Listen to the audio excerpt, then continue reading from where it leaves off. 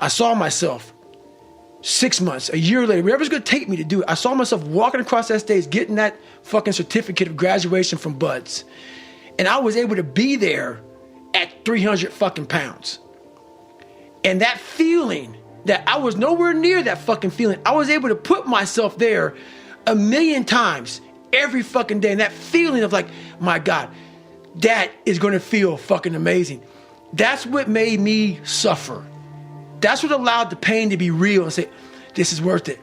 I want to feel for this fucking next 18 months. It took me 18 fucking months to finally become a Navy SEAL, to finally, just get through Buds. 18 months. It's 6 months. It took me 18.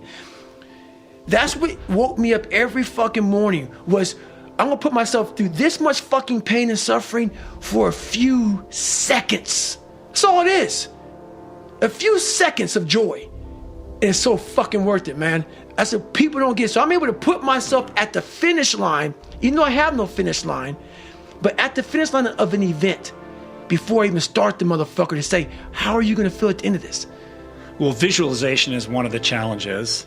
And part of that is not just visualizing success or living in the reality of achieving what you're setting out to achieve, but also visualizing how you're going to navigate all the obstacles that are going to get thrown in your path. Right. Visualizing is my biggest tool of life.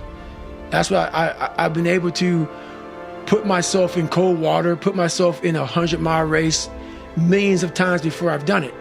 And I'm able to go through the race and see how I'm going to feel at mile 50. Almost to the exact feeling. Right. So when it comes up, it's no surprise. It's no surprise. I've already done this a million times. Mm-hmm. And that's the one thing I practice and practice and practice and practice overnight. But also, the most important thing is I practice that feeling of accomplishment that I'm going to have when it's all said and done with. The crazy thing about the ASVAB story is that in addition to having to pass this test and get that 50, you also had to lose 100 pounds in like 30 days or some crazy short period of time? It was less than 3 months. Right. Okay, 3 months. So, but you compartmentalize these two tasks and say, look, the first thing I got to do is I got to pass this test, right? Because the weight doesn't matter if I don't get that 50.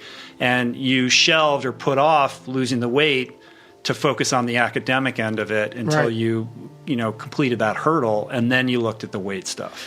I'm like that now to this day. You still got it done. Yeah, but it's like being focused on one thing at a time. I have to be very present in everything I do. Like right now, I'm with Rich Roll.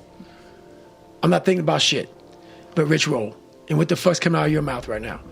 That's what gives me a huge advantage in life, especially today, in this day and age, with so much shit going so fast and everybody wants to keep everything going, everything up and everything. I want to be the greatest multitasker of all time. Not me. If I put my 100% into what's in front of me, I will destroy it. If I'm out here just multitasking and shit, I'm going to half-ass everything I do. So it is the most important thing in the world to me, is being focused at the task at hand. And it's getting harder and harder to do that because there are so many distractions, and it's so easy to distract yourself. Yes, it is. You don't ever have to be bored again with these things in our pockets. No, but the one thing I'm most scared of in the world is losing touch with the best thing in the world is your mind.